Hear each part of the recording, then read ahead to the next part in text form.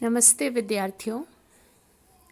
कल के वीडियो में हमने संबंध तत्व और अर्थ तत्व के बीच संबंध किन किन बिंदुओं को लेकर होता है उस पर चर्चा की। आज हम संक्षेप रूप में इस बात पर चर्चा करेंगे कि संबंध तत्व किस तरह की भूमिका का निर्वाह करता है, संबंध तत्व की कार्यशैली किस प्रकार की है।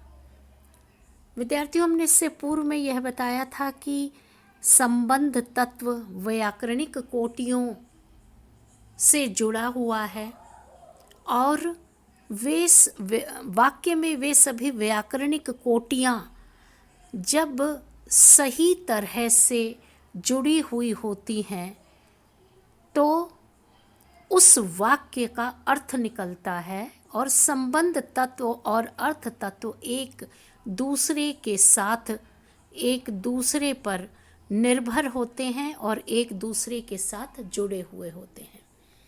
विद्यार्थियों, संबंध तत्व के बारे में बताते हुए हमने आपसे यह भी कहा था कि हमारी हिंदी भाषा में, हमारी अपनी भाषा में संबंध तत्व वाक्य में संबंध का कार्य करते हैं।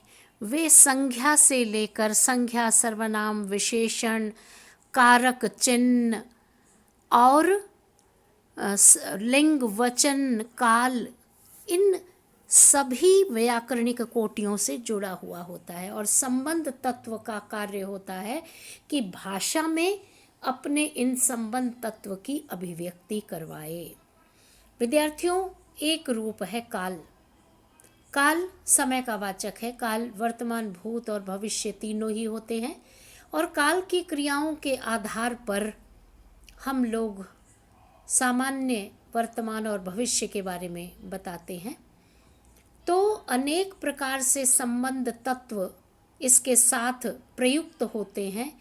कभी वह स्वतंत्र शब्द जोड़कर, कभी अंग्रेजी भाषा में कहीं कुछ क्रिया लगाकर और कहीं कहीं परिवर्तन के साथ, कहीं कहीं एक साथ। तो काल का स्वरूप भी संबंध तत्व को अभिव्यक्त करता है। दूसरा स्वरूप है लिंग। हमारे अपने व्याकरण में दो लिंग है, स्त्रीलिंग और पुल्लिंग। अपने यहाँ भाषा में कई बार ये स्थितियाँ स्पष्ट होती है और कई बार नहीं होती है। तो लिंग जो है स्वाभाविक रूप से भाषा के साथ प्रत्यय जोड़ करके दो तरीकों से उत्पन्न होता है, जैसे बाघ से बाघिन, हिरन से हिरनी, और स्वतंत्र शब्द साथ में रख करके भी संबंध तत्व दिखलाई पड़ता है। और ऐसा भी देखा जाता है कि किसी लिंग में कोई दूसरा शब्द है और दूसरे में बिल्कुल दूसरा, जिससे कि पहले शब्द का कोई संबंध नहीं होता है।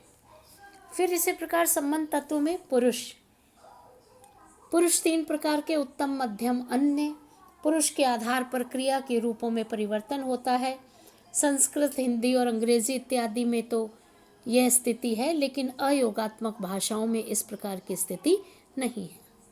वचन। विद्यार्थियों, वचन एक वचन और बहुवचन है। कुछ भाषाओं में द्विवचन और कुछ अफ्रीकी भाषाओं में त्रिवचन का प्रयोग भी मिलता है। वचन के भावों को व्यक्त करने के लिए एक वचन के रूप में प्रत्यय और कभी कभी समूहवाची शब्द भी जोड़े हुए जाते हैं।